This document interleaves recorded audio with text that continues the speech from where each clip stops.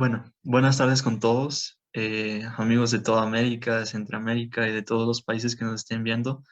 Mi nombre es Diego Paredes, soy el actual NOME de AMP Ecuador y para mí es un gusto poder presentar a todos los chicos que estamos trabajando día a día para llevarles a ustedes a que disfruten de este proyecto. Ha sido un proyecto que ha tardado mucho tiempo en realizarse y que todos hemos puesto un montón de corazón en esto. Entonces, para iniciar el proyecto, quiero dar una breve introducción de lo que es y de las personas quienes conformamos esto. Este proyecto se llama Latinoamérica en Llamas, una llama de libertad, o Latin American Fire, a Flame of Liberty. El calendario que nosotros hemos propuesto para este proyecto inicia hoy con el conversatorio sobre las emergencias y desastres naturales y el sistema de salud. Y ustedes podrán encontrar todos estos temas también en nuestra página de Instagram que les voy a compartir después. Vamos a hablar sobre los sistemas médicos y cómo la política ha tratado de reformularlos, la bioética y el aborto en Latinoamérica, feminismo y los derechos humanos.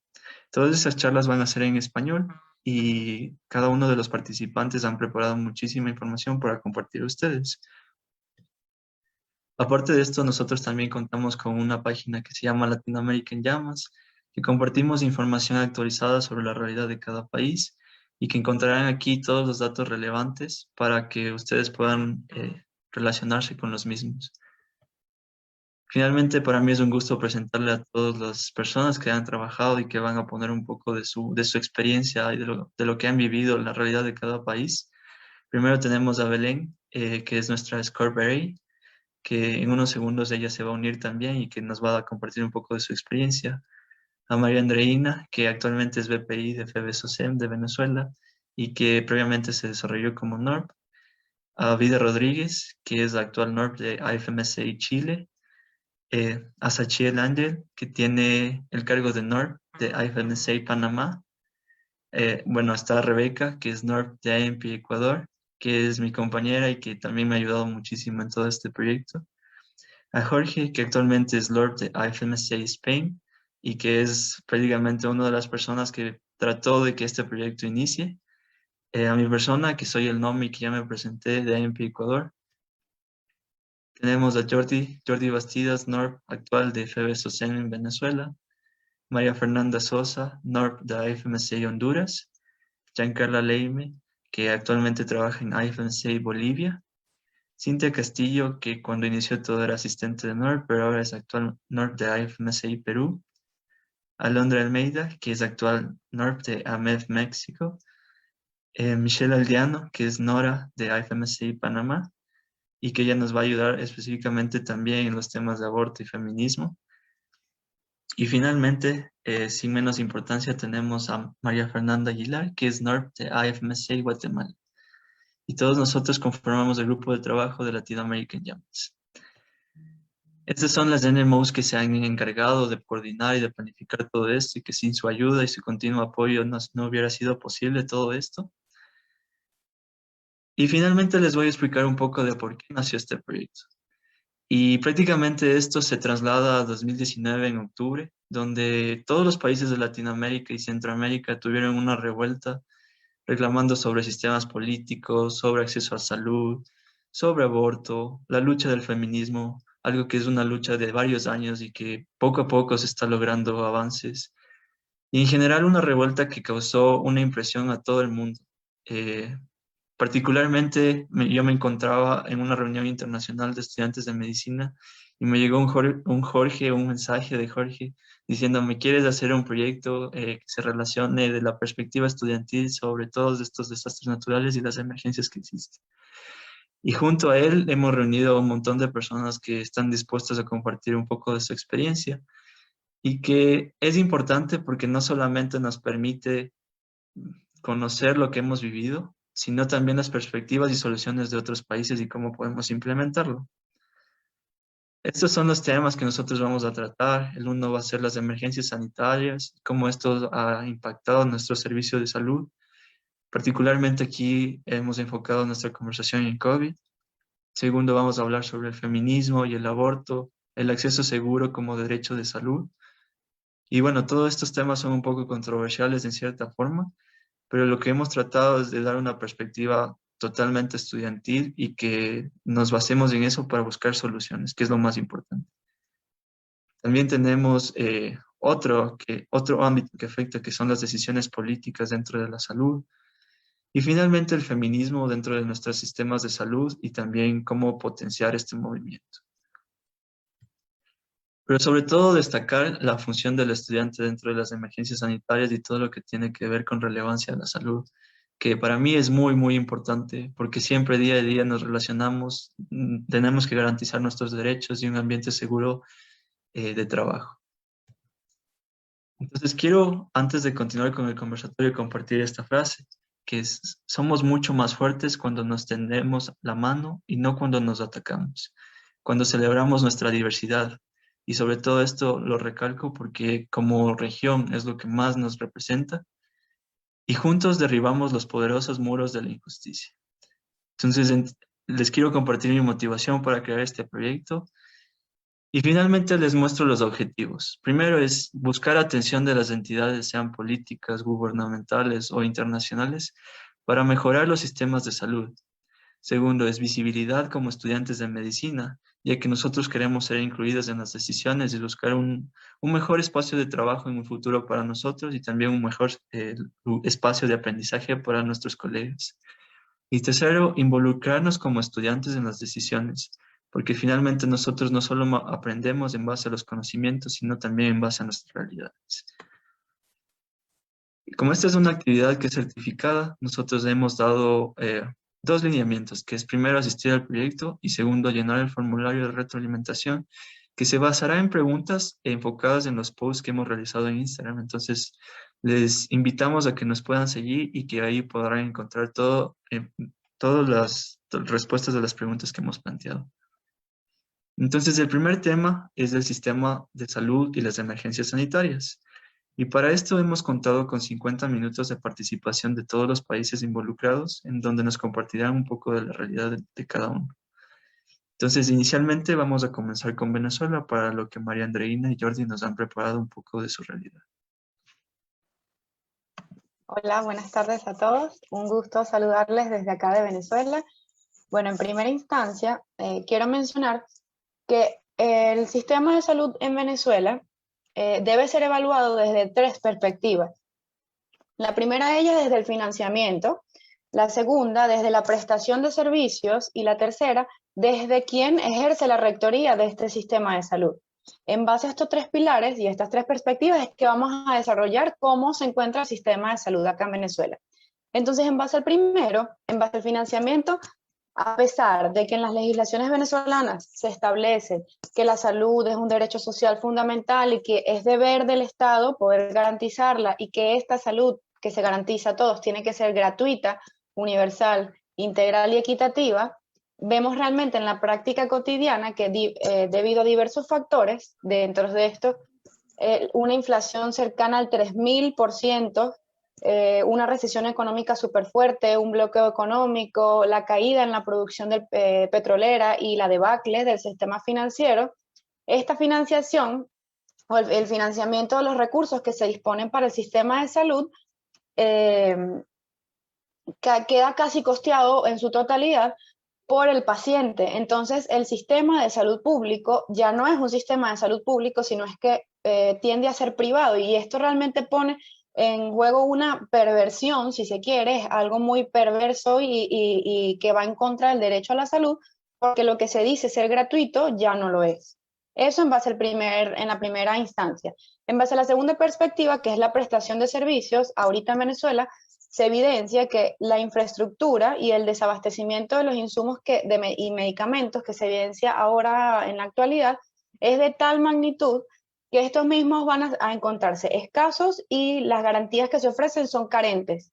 Entonces, encontramos en un porcentaje alrededor del 70 a 80% de desabastecimiento de insumos y medicamentos, y por supuesto esto ofrece a los pacientes y a sus familiares dificultades para conseguir una atención digna, universal, integral y equitativa.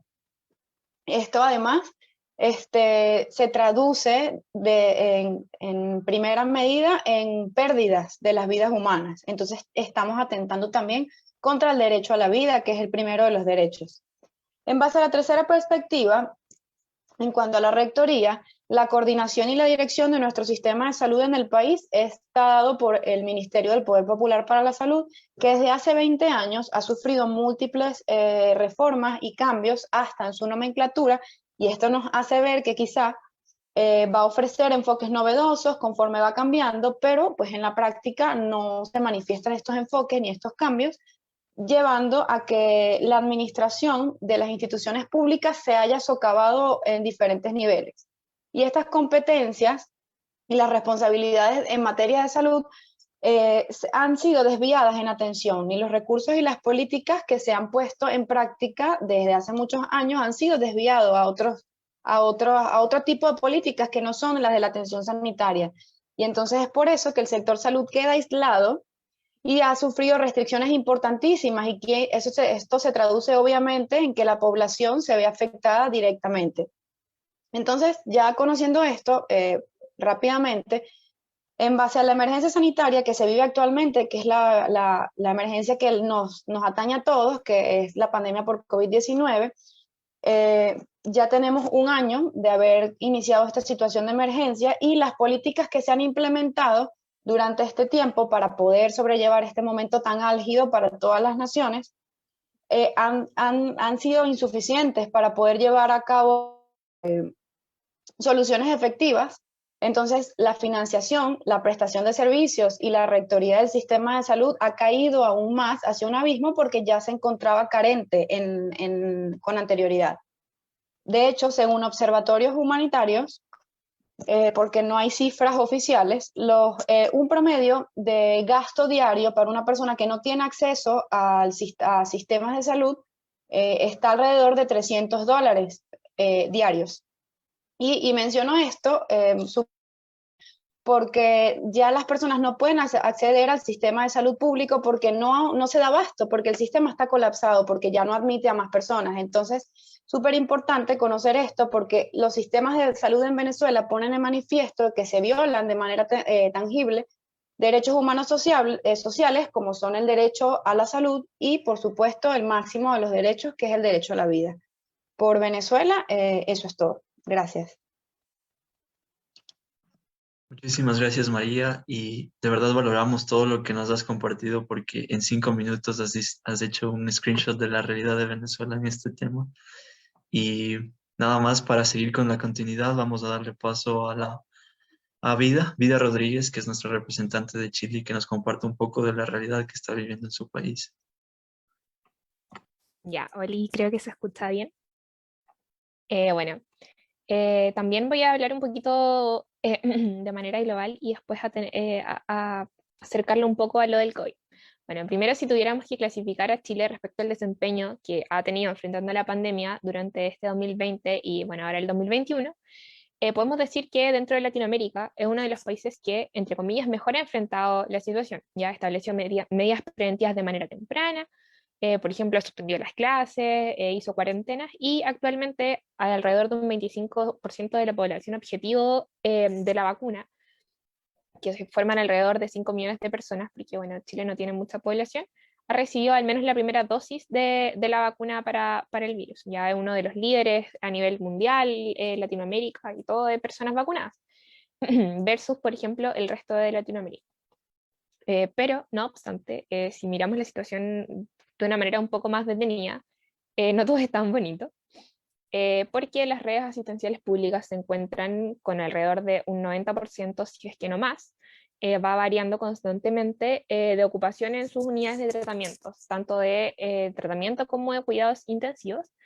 Y también, si bien en algún momento hubo una baja de casos y como que se soltó un poco la situación, muchas ciudades han vuelto a cuarentena, y los contagios, a pesar de todas las medidas preventivas, han vuelto a aumentar.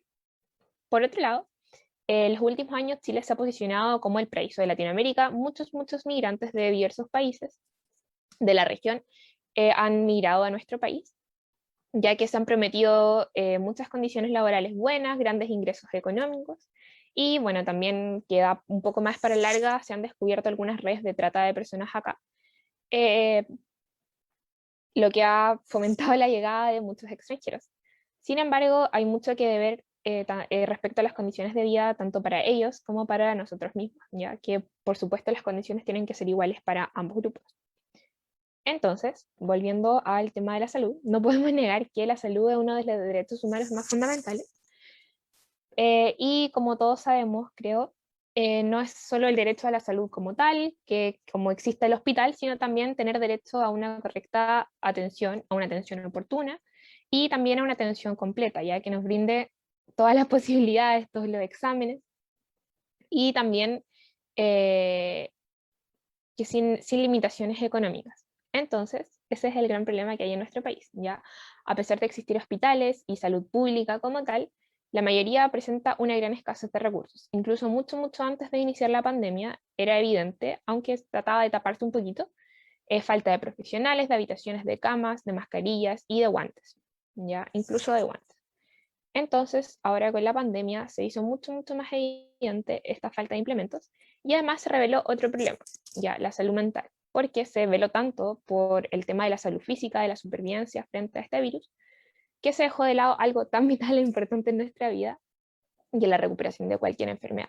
En algunos casos, por ejemplo, se trasladó a pacientes a más de 800 kilómetros de distancia para poder ser atendidos, y los pacientes en coma despertaban en una ciudad sin entender nada, sin tener cómo comunicarse, aislados, y por otro lado la familia también aislada totalmente del paciente, sin saber eh, cómo estaba, ya que la información que se da tampoco es tan amplia.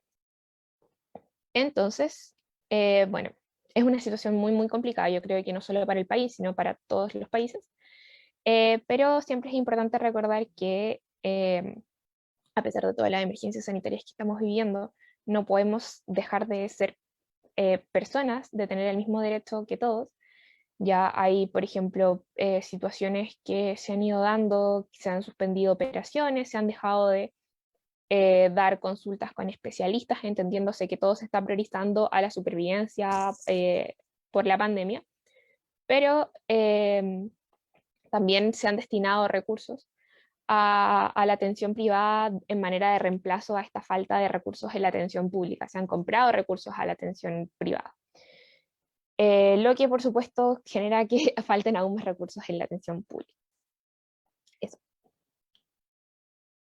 Genial, Vida. Muchas gracias por todo lo que nos compartes, porque verdaderamente lo que siento es de que todos los países han hecho estrategias distintas, unos bien, otros mal, pero de alguna forma siguen faltando muchas cosas por mejorar.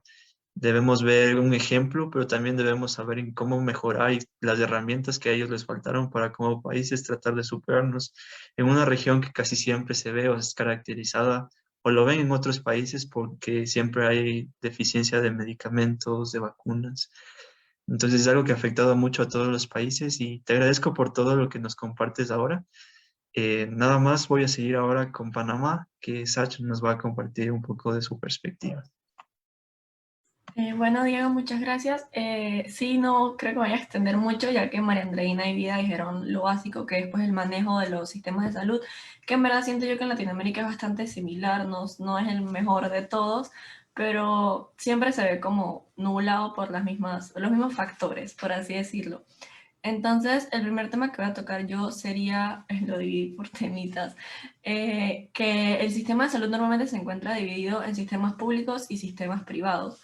Y el problema de esto está en que, aunque el sistema público, entre comillas, es público para acceso de todos, no siempre es el caso porque, pues como mencionamos, escasean los medicamentos, escasean los recursos, escasea todo, y esto realmente implica no solo falta el derecho a la salud, sino que también afecta a otros factores como son el económico de las personas, ya que obviamente si tú realmente es algo de vida o muerte y necesitas algún insumo, ellos recurren a la parte de los hospitales privados, que usualmente tienen precios por las nubes o que terminan las personas endeudándose por quién sabe cuánto tiempo más, así que en verdad por salvar a un familiar puede terminar costándole muchos años de trabajo o de deudas.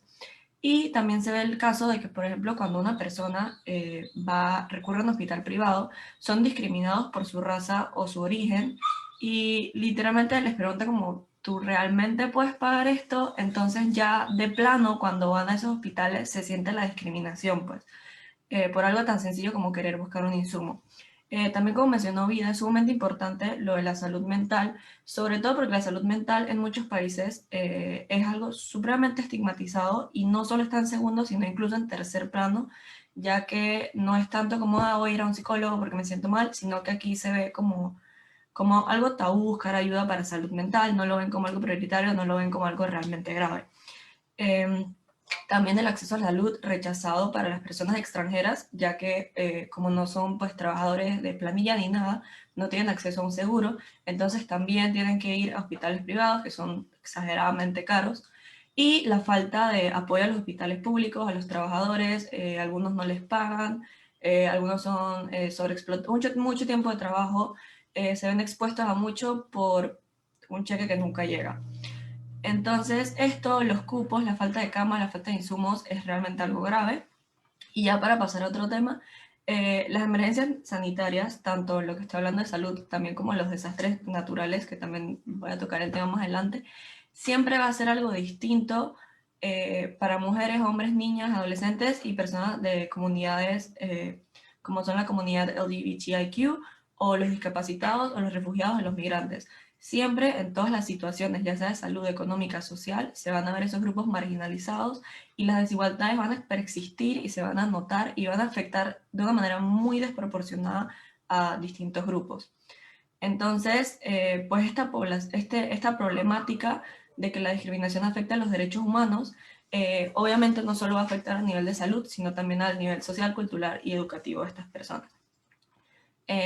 No sé cuánto tiempo me queda, pero pasando a la parte de los desastres y las emergencias, es muy importante recalcar que, pues según mi investigación, y me imagino que es el caso de muchos países, aunque existan todos los papeles y todos los documentos del mundo, porque existen libretos, documentos de 200, 300 páginas de reducción de riesgo, de evaluaciones y de guías, a la hora de la hora ninguno se toma en cuenta o nadie los conoce. Y eso realmente es una problemática muy grande porque pueden existir todas las políticas que existan y todas las guías, pero si no se hace nada con ellas, realmente, ¿para qué se hicieron? Quiero recalcar aquí algo que me parece muy interesante, que son las prioridades del marco de acción de Hyoyo, que se hizo en Japón con 168 países, que son prioridades que se deben tomar en todos los países a la hora de desastres. Y simplemente voy a decirles si yo considero, desde mi punto de vista, si la prioridad se toma en cuenta o no a la hora de la hora. La primera es velar por la reducción de riesgos de desastres que constituya una prioridad nacional y local con una sólida base institucional de aplicación. No. La segunda, identificar y evaluar y seguir de cerca el riesgo de desastres y potenciar la alerta temprana. No quiere decir que no, porque sí se alerta y se conoce, pero no es una alerta como por ejemplo, si yo alerto que está pasando algo en un departamento que no es el mío, realmente por no afectarme a mí, a las personas simplemente como que no lo pone como prioridad, pues, cuando realmente dentro de la República deberían todos apoyarse si ocurre un desastre o algo así, ¿no? Utilizar el conocimiento y la innovación y la educación para establecer una cultura de seguridad y de resiliencia a todo nivel. A todo nivel realmente no, porque como menciono, todos los documentos y todo lo que hay existe para las personas que los crearon. Los que lo conocen son las personas que tienen acceso al documento o que escribieron el documento o que son parte de alguna comisión de desastres o algo, pero si la comunidad en sí no tiene conocimiento de qué debe hacer, ¿para qué se hizo? Reducir los factores subyacentes del riesgo tampoco, todo lo que es discriminación, las viviendas mal construidas, el cambio climático, todo eso tampoco se da en cuenta. Y finalmente, fortalecer la preparación ante los desastres. Realmente es algo que se debería hacer en todos los países, ya que los desastres no afectan ni a el sistema que es de respuesta, ni a los médicos, ni a nada, afectan a las comunidades. Y si las comunidades no están preparadas, por más que haya una respuesta, no va a ser mucho lo que se puede hacer una vez ocurran. Y solo para finalizar, es muy importante, como mencionaron, lo de los migrantes, ya que Panamá, por estar pues al lado de Colombia, es un punto de pase a otros países de Centroamérica y normalmente se les bloquea el paso o sus sistemas, sus cuidados de salud son bastante afectados por falta de mantenimiento o de insumos. Gracias. Eso sería todo por Panamá. Muchas gracias, Sach. Y creo que nos diste prácticamente una cátedra de las cosas que estamos fallando y estamos haciendo bien. Para mí es muy valioso porque honestamente yo no conocía eso. Y como algo que tú mencionaste es el desconocimiento no solamente de nuestras metas como prioridades, Y si es que no tenemos una prioridad, ¿cómo trabajar en un futuro para buscar mejorar como naciones? Entonces es muy importante todo lo que nos compartes y seguramente esto hará que exista un post dentro de nuestra página de Instagram en que podamos promocionar estas prioridades para que nuestros países las acojan o nosotros mismos trabajar como NMO para buscar esto mediante proyectos o actividades. Entonces, muchas gracias y muchas felicidades por lo que hablaste. Eh, Ahora sería el paso de Rebeca, mi compañera North de AMP Ecuador. Ya, bueno chicos, yo les voy a comentar un poco de cómo ha sido la situación de la pandemia a nivel de Ecuador. Para comenzar, quiero decir que estoy totalmente de acuerdo con lo que acabaron de expresar todas mis compañeras que hablaron previamente y tenemos esta perspectiva y puedo generalizarlo un poco ahora que he escuchado un poco de las perspectivas, es que a nivel de América, Latinoamérica sobre todo, no tenemos una buena gestión de riesgos ni de desastres. O sea, no sabemos cómo reaccionar ante una emergencia, ante un desastre. Si bien en todos los países se establecen protocolos, se establecen planes de gestión de riesgo, el momento que llega el desastre o que llega la situación, no sabemos cómo enfrentarlo. Entonces, como todos saben, esta situación de la pandemia por COVID fue una sorpresa para todos. Nadie tenía idea de qué hacer en un principio. Y acá en Ecuador las medidas se tomaron rápidamente. Apenas nos enteramos de que el virus llegó, el gobierno cerró fronteras y se empezaron a tomar medidas de aislamiento y confinamiento en toda la población ecuatoriana, a pesar de que el virus no se encontraba todavía dispersado totalmente en el país. Entonces, ¿qué pasó aquí? A nivel de los sistemas de salud, nosotros empezamos a tener un colapso total de nuestro sistema de salud, sobre todo del sector público. Iniciamos con el colapso de nuestro sector público para luego pasar al colapso del sector privado. Entonces, para empezar, como también es otro tema que se conoce, la economía de Ecuador no es muy elevada, entonces en este momento no teníamos los insumos suficientes, no teníamos el capital suficiente para importar todos los insumos necesarios para hacerle frente a esta pandemia. Entonces, lo que se evidenció primeramente en todos los hospitales fue una falta total de materiales para que los médicos, para que los profesionales se protejan y tengan normas correctas de bioseguridad.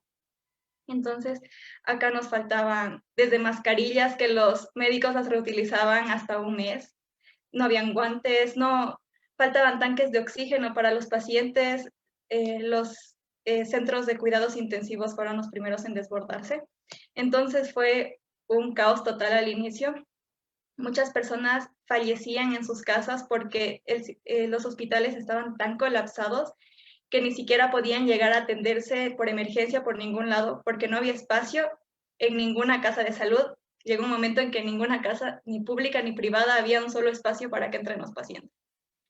Entonces, desde ahí podemos ver que no se gestionó de manera adecuada, porque muchas personas, aquí se evidenció, al menos en las ciudades grandes del Ecuador, que muchas personas morían en sus casas, morían en las calles, porque no podían acceder al sistema de salud.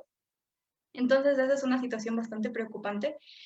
Además, luego fue continuando la situación de pandemia, si bien los casos empezaron a disminuir en cierto punto, después de varios meses de tener que vivir en esta situación, de muchas personas que vieron a sus familiares morir y que no pudieron ayudarlos porque no había medicamentos, no había absolutamente nada. Después de que disminuyeron estos casos, igualmente en los hospitales, si bien se daba prioridad a tratar a los enfermos de COVID, se empezó a dejar un poco de lado a las otras patologías, por ejemplo, personas que tenían hipertensión, personas que no tenían COVID, pero necesitaban ir al hospital, no lo podían hacer porque se daba prioridad a los casos de COVID. Entonces, esto también fue una vulneración al derecho de estas personas a acceder al sistema de salud. Desde ese marco vemos que sí que las cosas no estaban yendo muy bien. Entonces, como les digo, los casos empezaron a disminuir y a pesar de esto, los hospitales todavía no tenían los insumos necesarios para proteger a su personal de salud. El personal de salud tuvo muchos colegas, muchos médicos se contagiaron, algunos fallecieron a causa de que no tenían los medios para protegerse, no se les daba estos medios para protegerse. Entonces fue una situación bastante difícil, tanto para los hospitales como la población en general. Algo que me llamó bastante la atención que mis compañeras hablaron fue de la salud mental de las personas, la salud mental de las personas se vio totalmente afectada. Estar en aislamiento, estar en confinamiento, generó cuadros de depresión, de ansiedad. Las personas no sabían cómo actuar. La población infantil, que estaban acostumbrados a ir a la escuela, a tener interacción con otras personas, tuvieron que estar totalmente recluidos en sus casas, a veces en situaciones de hacinamiento, a veces viviendo situaciones de violencia intrafamiliar que se vieron bastante elevadas también durante este periodo, puesto que había desempleo, había estrés en las casas, la violencia intrafamiliar ascendió a unos números totalmente inimaginables antes. Se reportaron muchas llamadas al ECO 911, que es nuestra línea de emergencias, reportando violencia intrafamiliar. Entonces, todo esto generó también una afección total a la salud mental de la población ecuatoriana. La tasa de desempleo por la situación que estábamos atravesando también fue otro factor que incidió totalmente en eso. Entonces, sí hubo bastante aquí en Ecuador vulneración de los derechos humanos, incluso actualmente ya entramos nosotros al plan de vacunación como muchos países. Sin embargo, este sistema no ha sido totalmente transparente y ha hecho que las poblaciones objetivo de este plan se vean afectadas, porque si bien ni siquiera el plan piloto se cumplió a cabalidad y con total transparencia, entonces estamos actualmente con esos problemas de que si bien ya hemos logrado vacunar a cierta parte de la población objetivo, han habido muchas inconsistencias en este proceso. Entonces, por situaciones de influencias y esta temática, muchas personas que no tenían que estar en esta fase objetivo han accedido, vulnerando a las personas que en serio lo necesitaban, población como los médicos, la población adulta mayor del Ecuador. Sus puestos se vieron desplazados por este tráfico de influencias que existe en el proceso de vacunación. Entonces, eso les puedo comentar por parte de Ecuador, cómo hemos estado viviendo esta situación por COVID. Entonces, para dar paso a mis demás compañeros. Muchas gracias, Becky. Creo que todo lo que comentaste yo me sumo. Aunque vivimos en ciudades distintas, las realidades son muy, muy parecidas. Y quizás un poco de lo que sucede en la capital, que es Quito, en donde yo vivo. No solamente algo que me hizo reflexionar sobre el COVID, las emergencias sanitarias que sufrimos y cómo impactan en los derechos humanos, es que nosotros ya tuvimos una emergencia sanitaria previamente, que fue el terremoto que sucedió en 2016, y que pese a eso el sistema de salud todavía no se sintió preparado para, de alguna forma, tener los insumos o de tener medicamentos para enfrentar una nueva pandemia o una nueva emergencia sanitaria. Y todo esto solamente produjo que el sistema de salud se debilite cada vez más y que muchos otros países nos vean como ejemplo de las cosas que no se deben hacer. Entonces, algo que de estas experiencias lo que nos trae es de que como estudiantes de medicina lo que debemos trabajar en un futuro es no solamente trabajar en emergencias sanitarias, sino de garantizar los derechos de las personas, de buscar nuevos líderes que estén enfocados en estos derechos, que sepan qué hacer, que estén con un plan, con una estrategia y que permitan que la sociedad ecuatoriana tenga un mejor acceso a la salud. Nada más para continuar, voy a darle paso a Mafer de Honduras, que igual nos va a compartir un poco de toda su experiencia. Hola, hola a todos. Es un placer estar acá. Es bastante increíble escuchar la realidad de todos sus países porque a pesar de que estamos a kilómetros de distancia, las realidades son muy parecidas a las que nosotros vivimos en Honduras. Voy a comenzar mencionando la parte de salud. Así como en muchos de sus países, creo que el mayor problema que tuvo Honduras es de que antes de la pandemia que estamos viviendo, nuestro sistema de salud ya se encontraba colapsado. No hay insumos, no hay medicamentos, no hay acceso para todo el mundo, para ya sea hospitales públicos, no digamos para hospitales privados. Entonces, cuando se comenzó a dar el inicio de la pandemia, al crecer el número de personas infectadas y personas que ocupaban acceso al hospital, estos colapsaron totalmente, estaban llenos al 100%, incluso los hospitales privados ya no se daban abasto, lo cual significó que muchísimas personas no pudieran acceder a los hospitales y lastimosamente murieron debido a esto. Para darles como un poco de cifras, hasta el momento en Honduras han habido cerca de 177.832 casos y en cuanto a muertes son aproximadamente 4.331. Esas son cosas que se han cuantificado, pero tomemos en cuenta que no todo el mundo tiene acceso a las pruebas para saber si fue infectado de COVID y muchas de las muertes tampoco son registradas. Entonces, En cuanto a cómo Honduras enfrentó el inicio de la pandemia, así como muchos de sus países también, pues se comenzó más que nada con la cuarentena, con el toque de queda, las personas no salían de sus casas. Estuvimos bastantes meses en que solo se nos permitía salir una vez cada 2 semanas, solo a bancos, supermercados, cosas necesarias. Em, Esto representó un fuerte golpe, sobre todo a la economía del país, ya que, por ejemplo, solo en las primeras 5 semanas, aproximadamente se dieron 120,000 despidos o personas cuyos trabajos se dieron suspendidos. Eso quiere decir, imagínense cuántas personas no tenían ingresos ya en sus casas por los cuales no podían alimentarse, no podían tener las cosas básicas. Además, pues además del sector salud, muchos otros derechos se vieron afectados. Por ejemplo, uno que nos compete a todos y que todos hemos creo que vivido es la educación. Hasta el momento todo se ha dado de manera virtual. El problema es de que de los aproximadamente 2.8 millones de estudiantes en Honduras, recordemos que muchos de la población rural entonces no tienen acceso a una computadora, a internet, a un celular para poder estudiar, para poder llevar a cabo sus estudios. Eso quiere decir que, según un estudio que leí en Honduras, aproximadamente la mitad de los estudiantes, estamos hablando de casi 1.4 millones de personas, no han podido continuar sus estudios, ya sea a nivel primario o secundario, porque no tienen acceso a este tipo de cosas. También, por ejemplo, en cuanto a los femicidios, que se ha visto un gran incremento, solo desde los meses de marzo, que fue cuando comenzó el toque de queda de no poder salir de nuestros hogares, hasta aproximadamente septiembre, se dieron aproximadamente de 126 femicidios y también un incremento bastante elevado de las llamadas, así como mencionaba en otro país, de violencia intrafamiliar o violencia doméstica.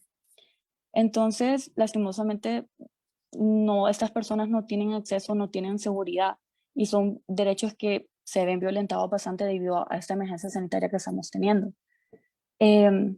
Además de esto, Honduras también tuvo una emergencia el año pasado, ya que 2 huracanes entraron a nivel de Centroamérica en nuestro territorio, uno tras otro.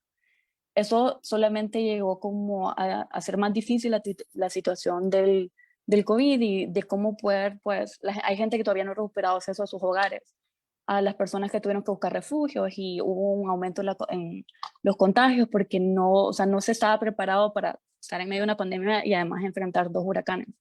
Entonces creo que eso también fue bastante difícil dentro de nuestro país. Y por ejemplo, en cuanto al sistema de vacunación, Honduras tiene una población de aproximadamente 9 millones de habitantes.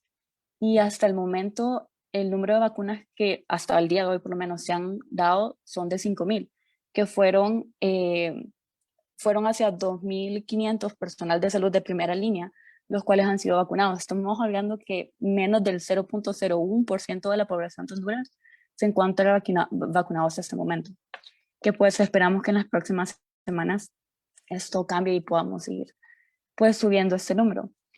Pero sí, creo que en Honduras nos falta mucho camino por recorrer, pero creo que como nuestro papel como jóvenes es buscar soluciones, es buscar espacios como este en los cuales podamos proporcionar soluciones y ver cómo nosotros podemos ayudar a que poco a poco vayamos saliendo de esto. Gracias. Perfecto, muchas gracias, Mafer. Y yo destaco toda la realidad que han vivido ustedes. Quizás los desastres naturales es una realidad que es mucho más común para países de Centroamérica de alguna forma por el estado geográfico que se encuentran. Y una pandemia, o sea, un desastre tras una pandemia es mucho más difícil de controlar y cuando no hay políticas claras, en cierta forma, los derechos humanos se ven vulnerados, no solamente los derechos básicos que es vida, transporte, alimentación, sino también el de la salud y salud implementa muchas otras cosas más que seguramente es algo que nosotros como jóvenes podemos trabajar en el futuro. Así que muchas gracias por tu aporte y seguramente vamos a preguntar más cosas de lo que nos contaste en la segunda parte del conversatorio. Para continuar tenemos a Yankee de Bolivia, que nos va a compartir un poco de todo lo que ella ha vivido también. Gracias, Diego. Hola, chicos. Y bueno, igual como los demás, me aboco a todo lo que han comentado ya anteriormente. y sobre todo cómo se relaciona, en especial en nuestra región, ¿no? Todo esto del sector salud, ya sea público, privado, y pues igual en Bolivia no es diferente a esto. Lo que sí, digamos, antes de la pandemia, el sistema de salud era público y privado, pero digamos al sistema público ingresaban personas, ya sea, por ejemplo, adultos mayores, embarazadas, niños o gente que no podía acceder, pero no era tan gratuito que digamos, o sea, siempre se paga, ¿no? Porque había muchas cosas, es un poco como que no es tan público porque, o sea, no accedes, ¿verdad? Y también existen aquí las cajas aseguradoras, que pues eso es para las personas que tienen un trabajo fijo, entonces existen diversas cajas de salud. Sin embargo, ya para el 2019, con el presidente Evo Morales, pues se lanzó un sistema único de salud que era para tanto esto para los hospitales públicos, en el que sí podían ingresar todas las personas que no tuvieran estos seguros privados y que pues no tenían acceso a la salud. Y ahí incorporaron las leyes que ya estaban antes, como que era para la atención a los mayores, a las embarazadas, pero lo incorporaron todo en esta ley. Así que cuando pues se incrementó ya, yo para esa época se estaba en el internado, fue el 2019, en marzo, era, digamos, son niveles de atención, primer, segundo nivel, tercero, que ya el tercero es de resolución, ¿verdad? Así que cuando tocaba el segundo nivel, digamos, para las embarazadas que se controlaban ahí, pues llegaron y ya el 1 de marzo ya salía la ley, pero no podían ingresar las embarazaditas donde se hacían los controles. Entonces, esto para un poco de perspectiva sobre esto del SUS. Y lo otro que era irónico era que este sistema único de salud, pues si bien era para personas que tenían escasos recursos, la forma en la que te inscribías, porque tenías que inscribirte, era con la cédula de identidad y con una factura de luz. Entonces ahí va la pregunta que nos hacíamos todos: ¿cómo las personas que son de calle van a ingresar al sistema de salud si no tienen casa? Entonces era solo una ley para que nos, justo en épocas de elecciones, entonces fue algo que fue muy a la ligera. Nunca durante estos últimos 20 años el sistema de salud de Bolivia ha sido bien planteado, o sea, siempre ha colapsado, toda la vida ha colapsado, al menos los sistemas de tercer nivel, que por ejemplo en mi ciudad es solo un hospital de tercer nivel y los demás son privados, así que pues siempre colapsa, hay accidentes, entonces siempre era como que no, si vamos a este hospital es para morir porque no hay espacio, nada, ¿no? Hasta los insumos. Y hasta una vez fue tan choqueante que, por ejemplo, hasta las mismas batas para los pacientes no eran las batas que se utilizan, eran como estos, no sé cómo se dicen en sus ciudades, pero eran estos como saquillos donde hay arroz o azúcar. Entonces era como, ¿qué? Y esto fue mucho antes de la pandemia, así que es como los doctores han tenido que inventarse cualquier cosa para poder ayudar a las personas. Y ya con esto de la pandemia, que creo que todos los de la región hemos visto como que era imposible que iba a aparecer esto, que como desde la China iba a llegar, hasta había memes y todo. Y dijimos, no creemos. Hasta que ya por el 10 de marzo llegaron dos personas de Italia, que eran dos señoras que sabían que estaba mal y pues dijeron, vamos a ir a morir a nuestro país prácticamente. Y fue, si bien fue todavía un poco más temprana, sí, la respuesta, porque ya el 22 de marzo iniciamos la cuarentena total hasta mayo. Sí había como que un poco de permiso, ¿no? Podía salir con el número del carnet que te correspondía, si era par, impar, entonces, pero ya, o sea, si colapsaba antes de la pandemia, pues con esto colapsó mucho más el servicio de salud. Hasta los hospitales privados, que era prácticamente para las personas que querían acceder a un buen sistema de salud, pues porque aquí los privados te garantizan mejor trato, por así decirlo. Así que colapsaron todos los sistemas de terapia intensiva, tanto privado, público. No había ni respiradores, no había ni oxígeno.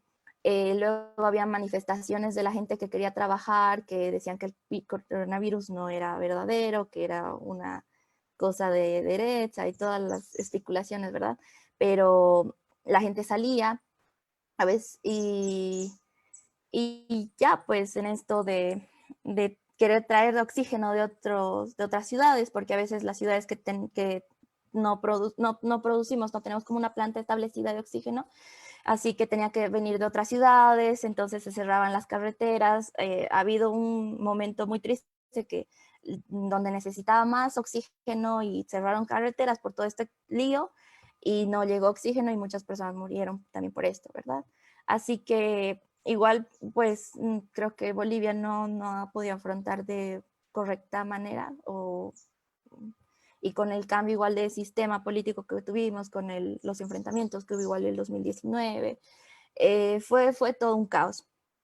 Hubo casos de corrupción también por respiradores que nos donaron, no llegaron nunca a las ciudades, entonces, o sea, siempre va a haber esto de lo político y la salud que nunca se han llevado bien. Para terminar, lo último que se está dando en Bolivia es que hay una ley de emergencia sanitaria que se está tratando de promulgar. Si bien pues los médicos han entrado en paro, las emergencias sí sigue funcionando, pero los médicos ya no están atendiendo consultas porque en la ley de emergencia que sacaron era que prácticamente el servicio médico no podía parar, ni siquiera podía hacer huelgas. Y los médicos siempre han hecho paro cuando no se les ha dado los insumos, no se les ha dado la oportunidad para ser parte de este conversatorio, también para crear esta ley, no se les dio el paso para que ellos puedan brindar lo que necesitan. Así que a esto estamos ahora.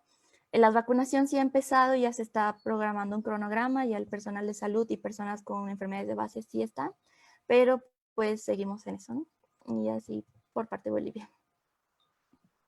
Muchas gracias, Yankee. Y creo que tus intervenciones son muy válidas y se aplican, creo que en realidad a todos los países. Este cambio político, en cierta forma, no solo ha afectado a un país, sino a varios de toda Latinoamérica.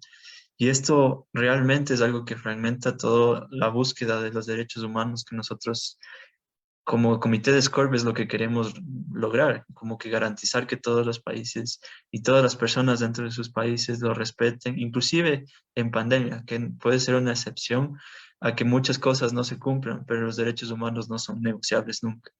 Entonces, muchas gracias por esa interpretación de la realidad de tu país y vamos a seguir ahora con Perú, con Cintia. Gracias, Diego.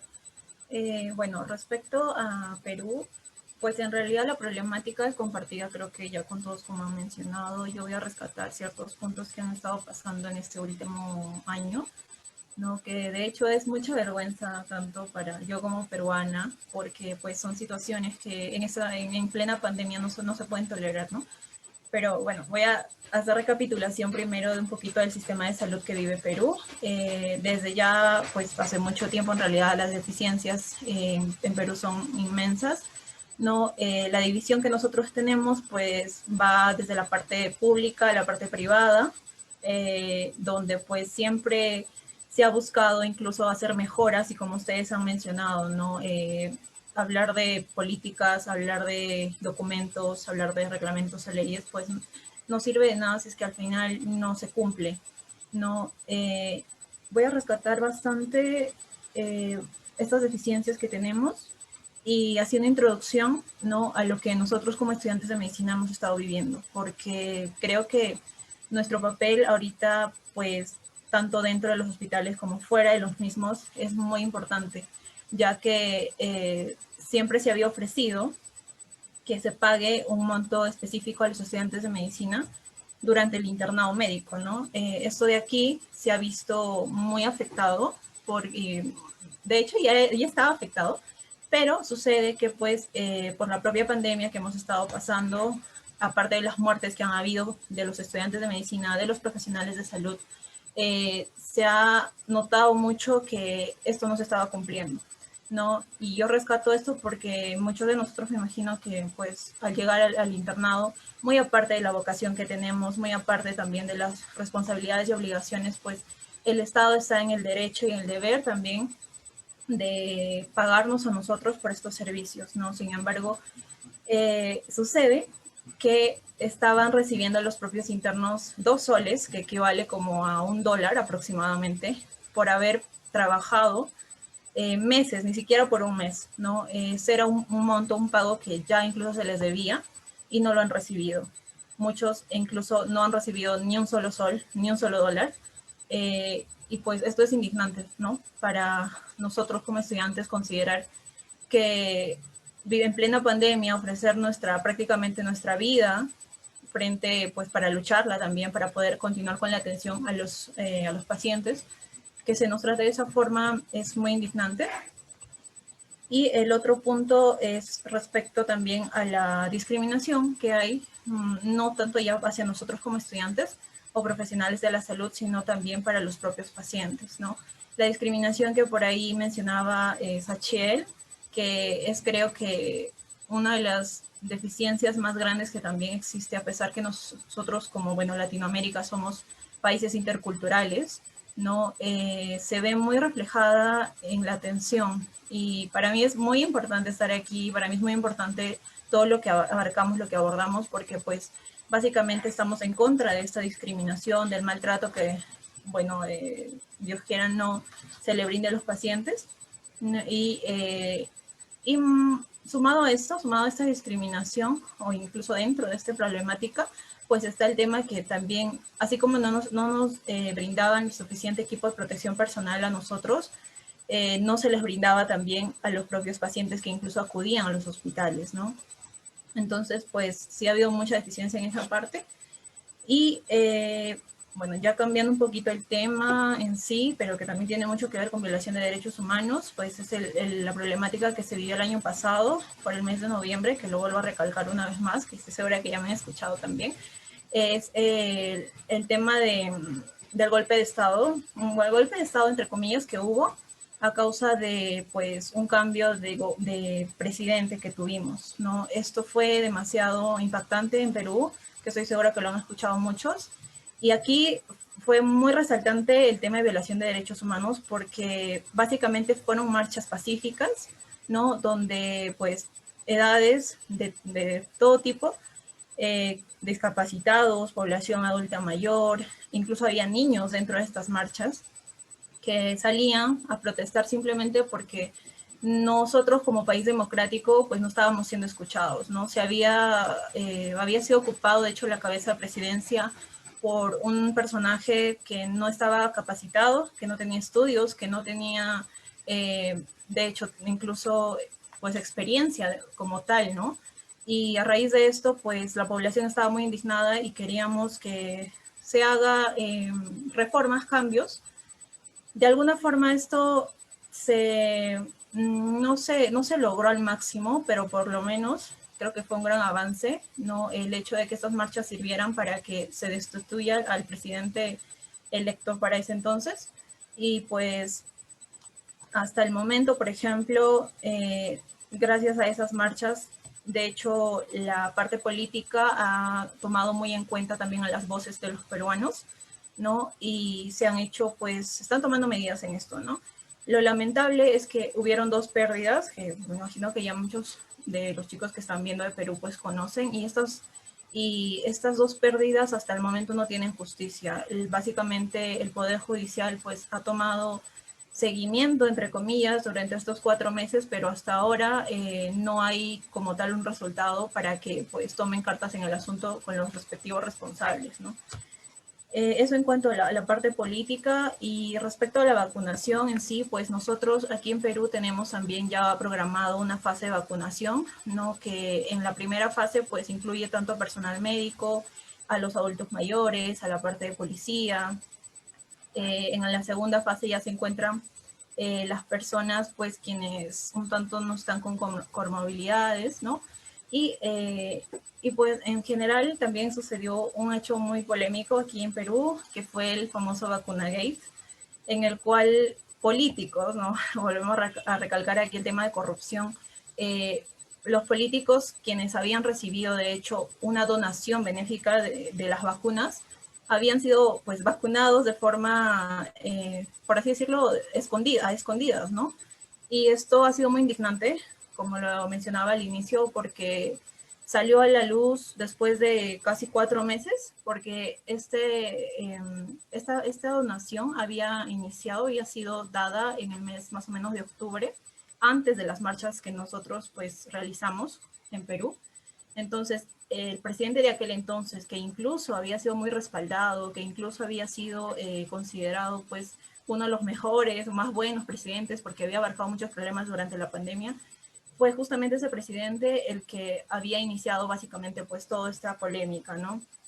Y esa vacunación pues no solamente fue exactamente a los políticos netamente, sino fue a sus familias, a los parientes más cercanos de estas. Entonces, ¿dónde quedamos la población? ¿Dónde quedó básicamente los propios profesionales de salud, ¿no? Que deberían ser la primera línea incluso en haber sido vacunados? Y pues fue todo un tema muy polémico y bueno, solamente pues yo llevar a la reflexión de esto nosotros como futuros médicos, pues no permitir ese tipo de actos, ¿no? Creo que estamos justamente dando este tipo de conversatorios para poder entrar en reflexión respecto a estos temas. Entonces eso es todo por mi parte. Gracias. Perfecto, muchas gracias, Cintia. Y creo que esta parte, lo último que mencionas sobre los hechos de corrupción, no solo en las vacunas, sino la verdad, quién sabe en cuántas cosas de emergencias sanitarias han sucedido. Es algo que lamentablemente todos los países en Latinoamérica vivimos y es una realidad para nosotros. Muy pocas veces podemos hacer algo como estudiantes para tratar de cambiar eso, porque quizás no es nuestra función, pero de alguna forma un grupo de estudiantes bien organizados como son nuestras NMOs puede tener una voz, puede buscar soluciones, puede plantear soluciones para que los gobernantes de alguna forma los tomen en cuenta. Entonces es muy valoroso todo lo que tú mencionas y es una realidad que nosotros vivimos y la vimos desde lejos en cierta forma, porque lamentablemente fue algo que fue noticia en toda Sudamérica y Centroamérica. Pero de estas lecciones es lo que aprendemos y tratamos de mejorar para un futuro mejor como estudiantes y garantizar el acceso de salud a la población en general. Entonces, muchas gracias. Continuamos ahora con México. Está Alondra.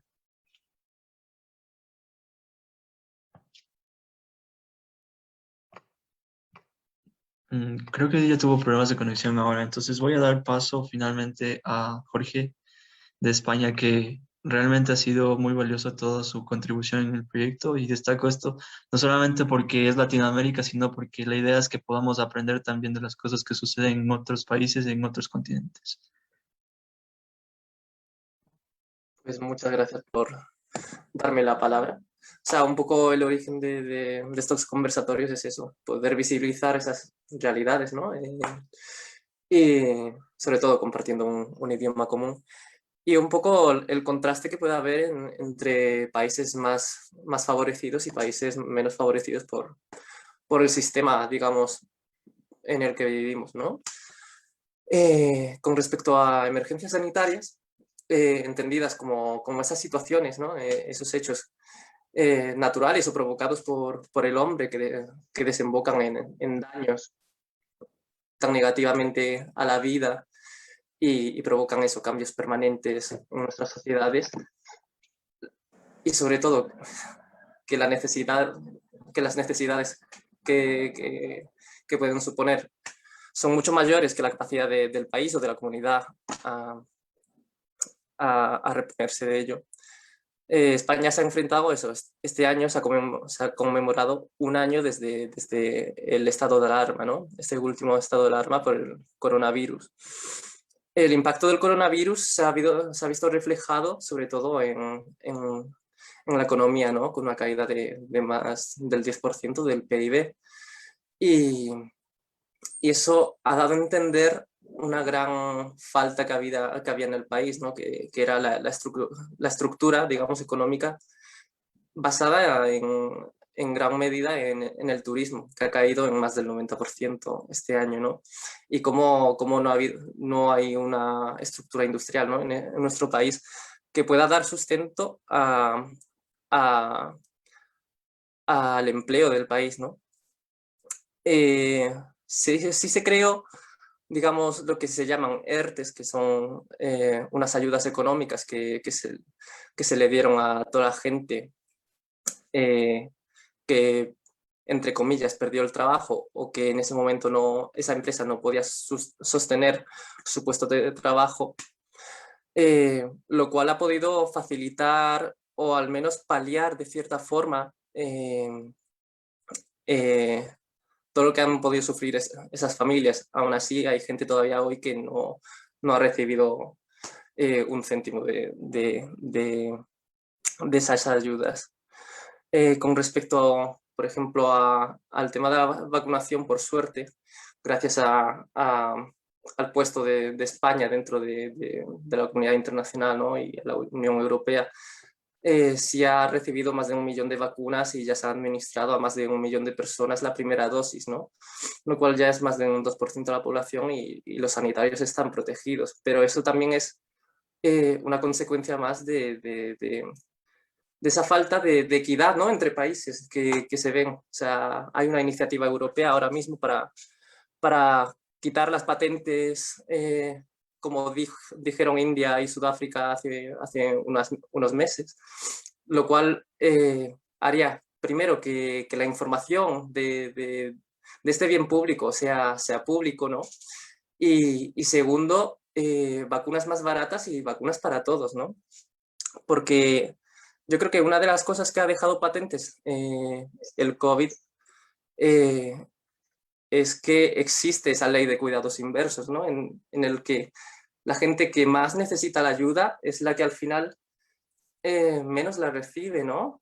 Y en ese caso yo quería destacar, por ejemplo, el papel o sea, en España, el papel de la inmigración, porque es puerta de entrada de la gente de África y también de gente de Latinoamérica, ¿no? Porque es un país, digamos, hermano en el que se habla el mismo idioma y con el cual hay esa facilidad, ¿no? Para entrar en en lo que en el imaginario latinoamericano, ¿no? Podría parecer algo paradisíaco, ¿no? Como he hablado con muchas amigas, ¿no? Que podían imaginar.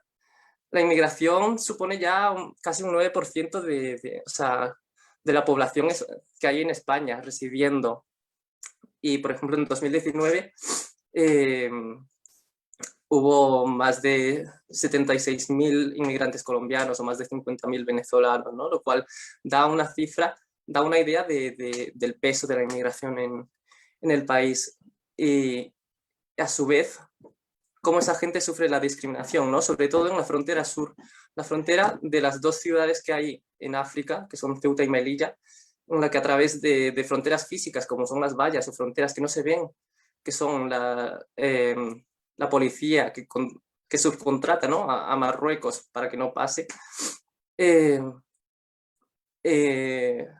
esa gente es la que más sufre, ¿no? Incluso gente que viene en patera.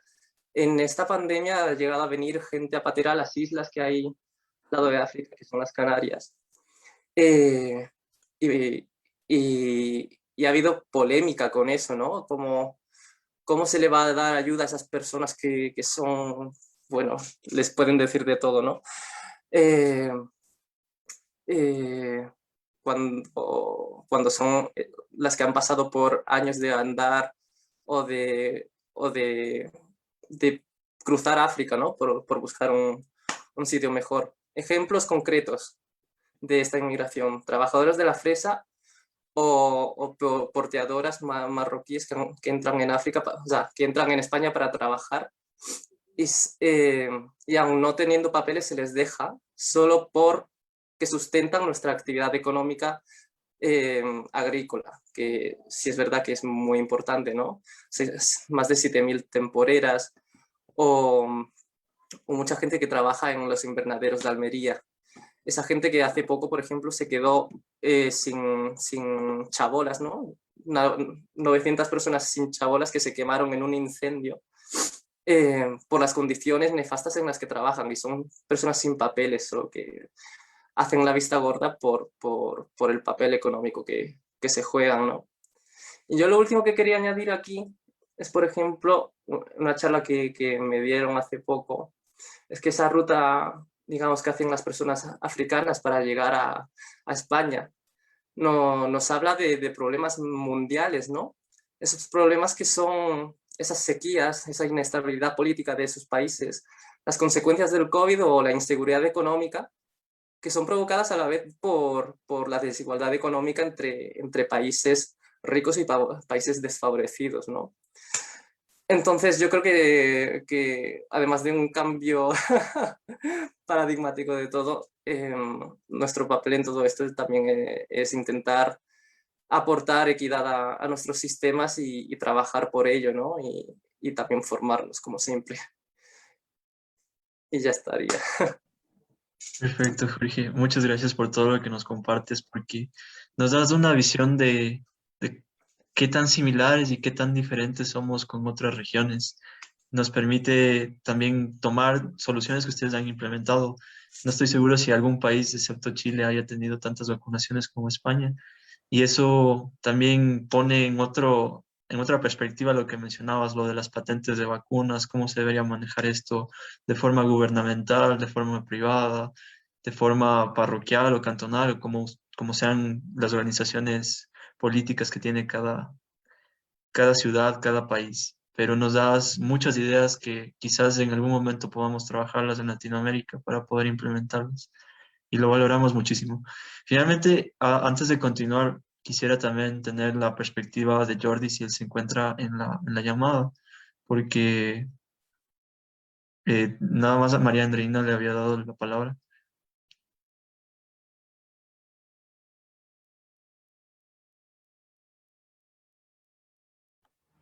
Vale, ¿me escuchan? Sí, te escuchamos. Bueno, vale, hablando un poco sobre, digamos, la situación de los sistemas de salud en Venezuela. Venezuela como tal en este momento no cuenta con planes o estrategias que abarquen todo lo que sea del sistema de salud. Anteriormente, Venezuela sí contaba con diversos planes y estrategias que involucraban lo que era seguro social, lo que era atención para niñas, atención para pacientes que necesitaban atención de salud mental, también para personas, habían planes para personas que tenían problemas cardiovasculares. Es decir, anteriormente, en teoría, existían todos estos, digamos que todas estas estrategias, pero actualmente solamente quedaron allí, digamos que en la parte teórica, ya que no se cuenta con, digamos que toda la participación de estos sistemas. Como bien claro lo mencionó María, solamente acá en Venezuela contamos como, digamos, no como un sistema, sino como unidades o establecimientos que constan de lo que es la parte pública y lo que es la parte privada. Y dentro de la parte pública, pues digamos que no es del todo el 100% la atención que se debe dar. Incluso la parte privada también, porque es un poco difícil, ya que actualmente lo que es el tema de conseguir los medicamentos, lo que es la atención, se torna un poco complicado, ¿no? Tomando en cuenta la situación económica que tiene acá el país. Entonces, digamos que Venezuela en este momento no tiene algo como tal establecido que permita a todos los venezolanos gozar de un derecho a la salud como tal, sino el venezolano tiene que acudir a diferentes centros para lograr ser atendido, porque también pasa que en algunos momentos no hay disponibilidad de médicos, no hay disponibilidad de atención, o digamos si alguien acude en una emergencia, no hay alguien que te atienda en ese momento. Entonces muchas personas optan por acudir a la parte privada, pero también está el tema de que es costoso el servicio. Entonces, concluyendo lo que es el sistema de salud, de política de salud en Venezuela, existían anteriormente diferentes elementos que te ayudaban, pero actualmente no, es muy ineficiente, y lo que cuenta actualmente, digamos, Venezuela es eso, parte privada, a veces la parte pública, y también un servicio que se llama acá Barrio Adentro, que es con ayuda de médicos de otros países, incluyendo lo que es Cuba, pero es más que todo la parte pública, pero de igual manera no abarca lo necesario.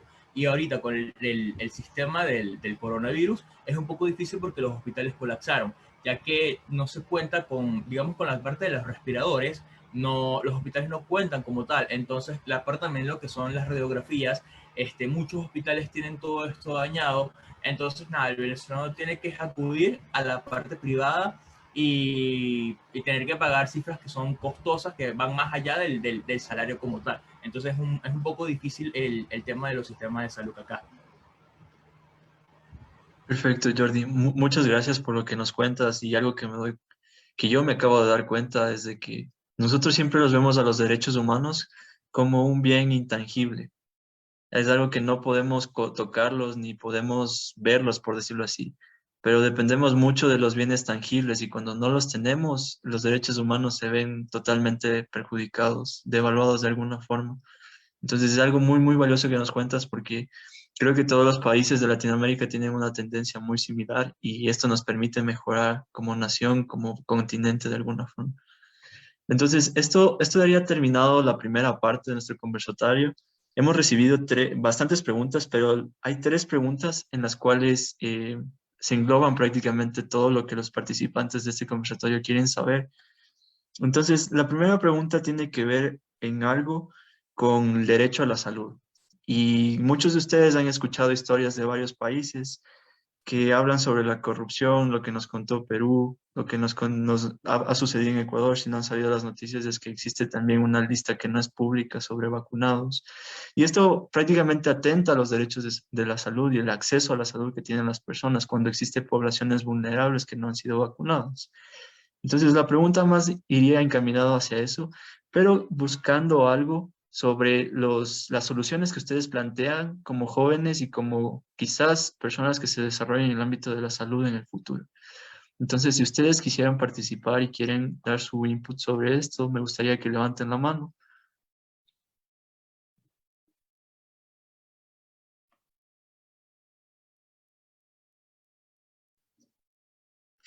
O pueden decir en el chat yo, si es que quisieran participar.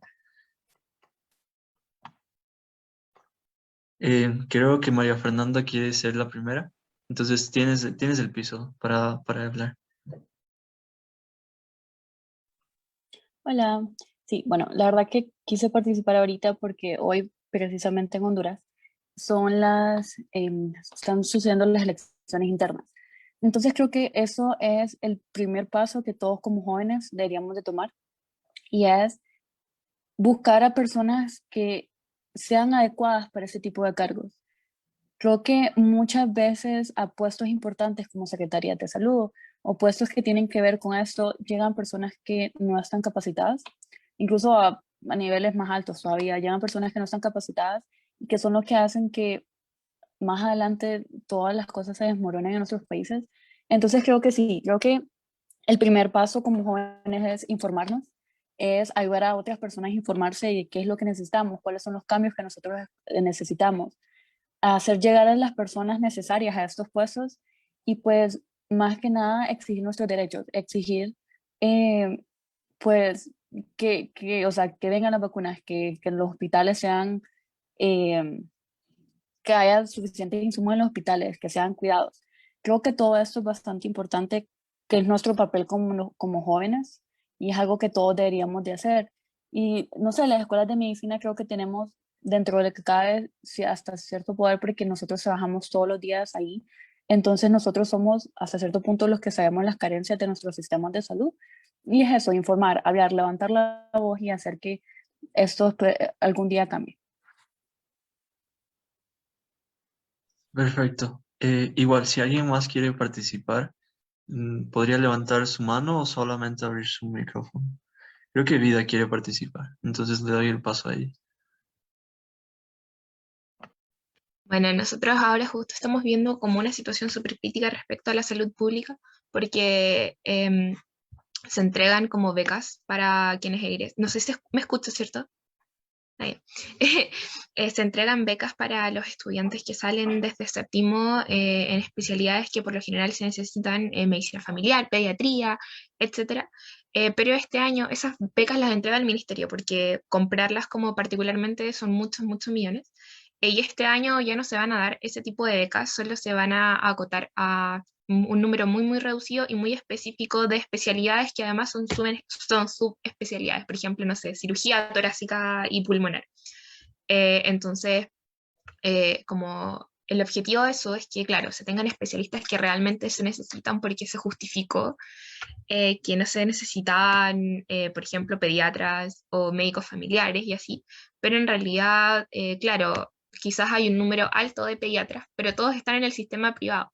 Entonces, al final, si uno quiere ir a un pediatra atendiéndose en el hospital público, a pesar de que según el estudio haya muchos, sigue sin haber los suficientes para tener una correcta atención. Por lo tanto, yo creo que uno como jóvenes y como estudiantes, lo mínimo que puede hacer es pronunciarse al respecto y dar a notar que nadie trabaja en el sistema público, más que para cumplir como la devolución de las becas.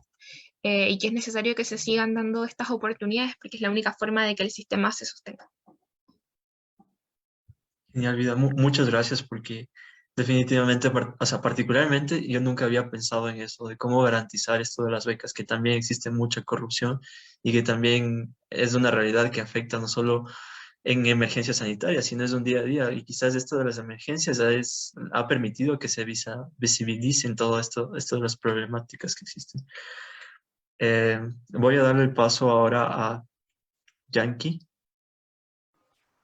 Gracias, Diego. Me voy a abocar igual a lo que decía María Fernanda, que pues, o sea, a veces no sé cómo será la malla curricular en sus academias, pero por ejemplo tenemos estas, como que las que son más tranquilas, las asignaturas como salud pública o administración hospitalaria o epidemiología, que quizás al principio no le hemos dado tanta importancia como ahora que es necesario. Y pues nosotros para acabar con esto, que es esto de la corrupción o de que no hay buen manejo, que nosotros también como estudiantes de medicina no solo nos enfoquemos como que a las básicas, ¿no? Ya sea pediatría, ginecología, que realmente sí debemos saber como médicos generales, pero que también veamos como estos sistemas, al menos como lo que hacemos en IFMC y estos documentos políticos, involucrarnos más nosotros para que cuando nosotros ya realmente seamos doctores, podamos cambiar esto del sistema y nosotros podamos abocarnos a eso. No sabemos qué pasa aquí entre nosotros o entre los que nos están escuchando. Hay un futuro ministro de salud que realmente estudie y todas estas pautas que se necesitan para implementar en estos tipos de emergencias y desastres, hacer como que la prevención que necesitamos en nuestros países y aparte también, también esto de enfocar los derechos humanos, ¿no? Ya sea como médicos, como los pacientes. Entonces, nosotros también investigar, aprender más, creo que es básico para todos y es gracias a estos foros también que tenemos este espacio que podemos también saber sobre las perspectivas de otros países y realmente ir a por ello y buscar y saber más y aprender más para que cuando nosotros ya seamos grandes, como decimos, cuando sea grande, cuando seamos realmente, porque nosotros somos ahora el futuro, podamos cambiar este sistema. Muchas gracias, Yankee. Y creo los participantes no ven cómo es la reacción de todos los chicos que estamos aquí, pero todos están aplaudiendo y creo que es algo muy, muy valeroso lo que nos acabas de compartir, porque en realidad no hay una estrategia establecida, porque si hubiera una estrategia establecida todo fuera muy fácil, muy, muy fácil. Entonces lo que destaco es de que nosotros debemos buscar ser un ente organizado de alguna forma, no solo por países, sino como región, en la que nos permita prácticamente dar una voz a los estudiantes, a las personas que no tienen. Y no solamente a los estudiantes, porque los estudiantes trabajamos para una población a la que nosotros estamos en función y queremos mejorar su salud. Entonces, dar visibilidad también para esas poblaciones olvidadas en cierta forma o para las personas que no tienen una voz porque son minoría. Entonces, finalmente le doy el paso también a Cintia, que quería hablarnos un poco. Sí, justo lo que mencionaba Mafe era interesante porque también aquí estamos cerca de las elecciones. Y añadido a esto, bueno, a las alternativas que han estado mencionando, creo que es importante también que haya mucha transparencia en todas las decisiones que se hacen a nivel de gobierno, porque muchas veces, si bien existen representantes, gobernadores, alcaldes, creo que la decisión o el comentario al final que ellos llevan a nivel nacional debe ser unánime y también involucrar a toda la población en general, ¿no? Porque por lo menos creo que en el tiempo que llevo de vida, pues no he visto que ningún representante regional se encargue mucho de darle importancia necesaria a la opinión pública, ¿no? O cómo es que lo hacen, porque la verdad yo desconozco mucho, es que se hace o no se hace, ¿no? Y si se hace, pues, ¿por qué no llega a todos, ¿no? Muchas veces sacan estadísticas incluso, por así decirlo, generando datos de cuánta población va a votar a favor de alguien o cuánta población está en contra de esa persona, pero porque yo no, a mí nunca me censaron, a mí nunca me preguntaron. Y así como bueno, estoy yo opinando esto, me imagino que hay mucha gente, entonces, ¿de dónde salen realmente esos datos, no? Entonces creo que añadir transparencia a estas decisiones o incluso también añadir o reportarlo de alguna forma todo el proceso o los proyectos que existan o cuáles son los avances que están teniendo como gobierno, tanto para, así sea para el sistema de salud, para la parte pues, salud pública, como para cualquier otra, otro pues, punto importante como educación, por ejemplo. Pues que sean eso, ¿no? Transparentes, que saquen reportes y también que incluyan la opinión pública de nosotros como parte de la población. Creo que es importante. Gracias. Genial, Cintia. Muchas gracias por tu participación. Y creo que es algo valioso lo que dices, de dónde salen las cifras, cómo investigar esto, cómo involucrarme para que esas cifras de alguna forma sean revisadas, quizás no por estudiantes, pero sí por personas capacitadas. Para darle continuidad, y ya que el tiempo está cercano a terminar el conversatorio, una de las preguntas que nos mencionan tiene que ver con el derecho a la libre movilidad y migración, que es algo que ha afectado no solamente a las personas que de donde salen, o sea, las personas que viajan desde el país de origen, sino a las personas que los reciben también, por lo que ha existido de xenofobia, por lo que ha existido pobres espacios de trabajo para las personas y poco remunerados.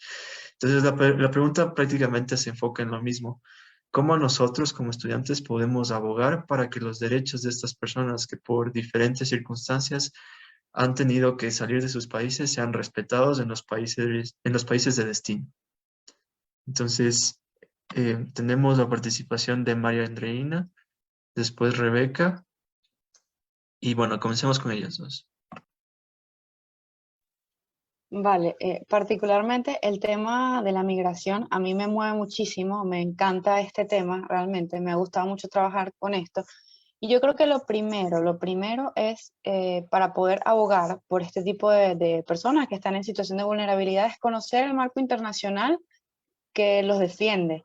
O sea, lo inicial es conocer cuáles son las leyes a nivel internacional de derecho internacional humanitario que abogan por esto. Y por supuesto las organizaciones aliadas que pueden servirnos de ayuda para establecer alianzas en algún momento, no solo en el país de acogida de estos migrantes, sino en el país de donde provienen, porque establecer enlaces es lo que realmente va a hacer que las acciones lleguen a estas personas. Y bueno, ¿cómo podemos hacer esto? Pues así como estamos haciendo nosotros espacios para hablar de este tipo de temas, es muy importante que estos espacios sigan haciéndose y que se establezcan vínculos con personas de diferentes países para que en estos países en donde se vayan a encontrar estos migrantes, estas personas que incluso han sido desplazadas internamente en sus países, puedan servir, por ejemplo, ustedes que están acá, como personas a las que se puedan contactar para poder establecer vínculos que puedan trabajar por esas personas, obviamente haciendo alianzas con organizaciones como, por ejemplo, ACNUR o la OIM, la Organización Internacional de Migración. Para terminar, creo que también incluso hablar y realizar documentos de políticas son súper importantes porque nos invitan a nosotros a poder establecer puntos del llamado de acción a diferentes estrategas, llámense escuelas de medicina, llámense instituciones de salud, llámense organizaciones no gubernamentales, llámense organizaciones gubernamentales y ministerios diversos, porque estableciendo puntos en los que cada uno puede actuar es que vamos a poder llevar a cabo una acción que se vea tangible para estas personas que están vulneradas en sus derechos. Perfecto, María Andreina. Muchas gracias por lo que nos acabas de compartir. Le doy el paso también a Rebeca para que nos comparta un poco de su opinión. Ya, entonces concuerdo totalmente con María Andreina. Creo que primero tenemos que comprender la situación que están atravesando los migrantes en cada lugar donde se encuentran. Por ejemplo, los migrantes sufren, como ya mencionaron, xenofobia, tienen una vulneración total de sus derechos, tanto como de acceder al derecho a la salud. En cuanto al trabajo, se les paga menos de lo que merecen, a veces en situaciones infrahumanas. Y este problema no se visibiliza al resto de la población. Entonces, muchas personas se encuentran tranquilas viviendo su día a día normal y y no ven o no quieren ver esta realidad que viven este grupo de la población. Entonces, creo que lo primero es visibilizar, que todos se encuentren enterados sobre este problema, que todos sepan la problemática que existe, para que así haya cómo empezar a ayudar a estas personas. Y nosotros, no solo como estudiantes de medicina, sino como personas, nosotros podemos hacer advocacy, podemos llegar a organizaciones, ya sea políticas, públicas, tal vez organizaciones no gubernamentales, que nos puedan ayudar, que nos puedan ayudar a hacer alianzas, como dijo María Andreina, con ACNUR o con alguna otra organización, para nosotros de esta manera poder ayudarlos. Y tal vez no empezar desde algo tan grande, sino empezar desde acciones pequeñas, desde nosotros como personas, ir a ayudar, brindar nuestra ayuda, y así nosotros con esto dar nuestro granito de arena, que con el paso del tiempo va a ir creciendo y vamos a poder generar una mayor ayuda y vamos a generar un cambio en esta problemática. Muchas gracias, Becky. Y creo que algo que concuerdo mucho contigo es de que como naciones lo que debemos tratar de hacer no son cambios realmente grandes en un tiempo muy pequeño, que es algo un poco imposible. Más bien comenzar a trabajar de pequeñas organizaciones, de que seamos escuchados de a poco y que al final seguramente va a crear un gran impacto. Hay muchos cambios que han sucedido así y seguramente ustedes sean capaces de lograrlo. Voy a darle finalmente paso a Jorge, que él nos iba a compartir algo pequeño y de ahí sería la última pregunta para los países que resten. Pues concuerdo totalmente con mis compañeras. Lo primero que se debería de hacer en todo caso sería conocer esas realidades, ¿no? Porque lo que veo ahora yo mucho es una polarización de opiniones, ¿no? Y la utilización política de esa inmigración para determinados fines, ¿no? Y yo creo que el antídoto a todo eso es, uno, pues el conocer por qué se produce la inmigración, el conocerlas y el formar lazos, ¿no? Con personas que hayan sufrido o racismo o ese proceso de inmigración, saber por todo lo que han pasado para llegar hasta aquí. Y también irte a la situación local, ¿no? O sea, ver si hay asociaciones en tu localidad, ciudad, lo que sea, y conocer, pues eso, porque en primera mano puedes tener información muy valiosa y la posibilidad de abrir todo un mundo, ¿no? Y ya también hacer todo ese trabajo de advocacy, ya sea en redes, ya sea en medios de comunicación y también en nuestros hábitos y en nuestra forma de comunicar todos esos hechos, porque la comunicación yo creo que es un arma muy potente y que por tanto debe de estar muy bien pensada, ¿no? Y ya por otro lado, pues como médicos, pues saber muy bien, por ejemplo, conocer patología, por ejemplo, específica de personas o sea, personas negras o el síndrome de Ulises, que es un síndrome de estrés postraumático específico de gente migrante, ¿no? Entonces, un poco de así por encima, lo que yo diría, ¿no? Perfecto, Jorge. Es algo que concuerdo. Ser un médico general quizás involucre tener un conocimiento general de todo y así podemos ayudar a las personas que cuando sufren este tipo de traumas por migración, por tener que desprenderse de su familia, que afecta también a su salud mental, es algo muy valioso. Y esto de advocacy que mencionas, estamos haciendo advocacy porque de alguna forma estamos dando la palabra a personas que no creían tener esa palabra y están representando a sus naciones de todas formas. Y dado el tiempo, vamos a tener una última pregunta, que este está enfocado a Honduras y Panamá, que habla sobre un derecho a espacio seguro de trabajo. Y lo preguntan porque han visto que han hecho ya una declaración acerca de las violaciones que existen en los, por ejemplo, estudiantes de medicina o internos de medicina, que tienen que ir a sus años rural y ellos han pedido como que se elimine este año rural porque de alguna forma estos espacios de trabajo pueden ser cubiertos por doctores que ahora están en desempleo quizás y también ayudarían a los estudiantes a no ser tan expuestos a peligros que en este momento actualmente no son garantizados. Entonces, si es que Sach y Maffer también nos pueden ayudar con esto. Hola, puedo empezar. Entonces, sí, en Honduras creo que las últimas semanas ha sido un tema muy controversial que se dio luego de la muerte por COVID de una persona que estaba ejerciendo, se le conoce como servicio social en Honduras, que es el 8º año. Entonces nosotros para graduarnos hacemos 8 años. Los últimos 2 son el internado y después el servicio social. Entonces el servicio social es algo que se implementó hace muchísimos años en Honduras debido a una época de crisis, pero que debido a que brinda una mano de obra, por decirlo de alguna forma, barata, ya que no se le paga ni siquiera el salario mínimo a estos estudiantes, se ha continuado implementando a través de los años. El problema es que, como lo mencionaba Diego, estos estudiantes se tienen que ir a las áreas más remotas del país, solamente sobreviviendo con lo que se le da como salario beca, se le conoce, y este salario beca muchas veces no alcanza. Y sobre todo ahora, pues, en esa situación que vivimos, que no solo es, es comida, es lugar donde vivir, sino que además mascarillas, son trajes, son todas esas cosas que nosotros ocupamos para protegernos. Realmente, este tipo de estudiantes se ven en una situación muy arriesgada y muy difícil. Entonces, hay muchas opiniones, la verdad, acerca de estudiantes que están en pro de esto, están en contra de esto.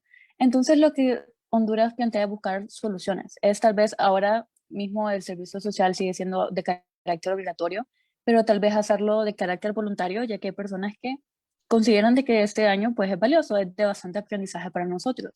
Pero la realidad varía de persona a persona.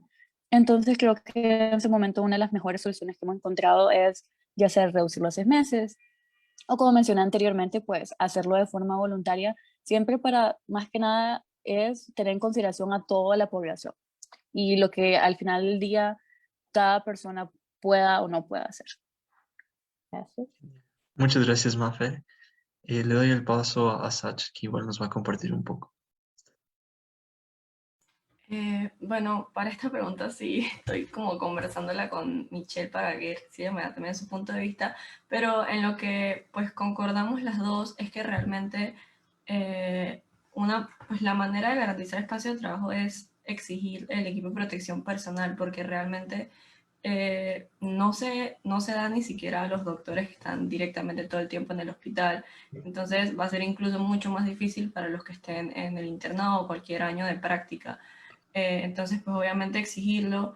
Y también sobre la parte de cómo garantizar un espacio seguro en emergencias, pues lo primero que nada es capacitar a las personas para que sepan cómo actuar en las emergencias, porque siento yo que las emergencias se pueden incluso agravar si las personas que están tratándolas no saben qué están haciendo o no saben a qué se enfrentan. Entonces, sumamente... No quiero decir que solamente instruir a los médicos internos o a los estudiantes, porque realmente, como había mencionado anteriormente cuando me tocó mi intervención, realmente no sirve de mucho que nosotros seamos los que sepamos de esas cosas si la comunidad o las personas a las que ayudamos no se dejan ayudar o no saben no saben cómo solicitar la ayuda de manera correcta, porque realmente eso en verdad puede poner en peligro incluso a las personas que los atienden. Entonces, primero que nada eso, educar pues a los estudiantes sobre los distintos tipos de desastres, porque aunque en Panamá no pasen muchos desastres, precisamente lo que pasa es eso, que se confían de que no pasa nada. Entonces, cuando pase algo, que esperemos que no sea así, puede ser sumamente desastroso por la falta de preparación. Entonces, pues para resumir eso, que se exijan, pues nosotros como estudiantes exijamos los insumos que necesitamos para trabajar, y también la educación en prevención es sumamente importante, porque eso ya con que uno esté, que tenga la prevención necesaria para desastres, emergencias o para cualquier cosa, ya se arregló la mitad del problema.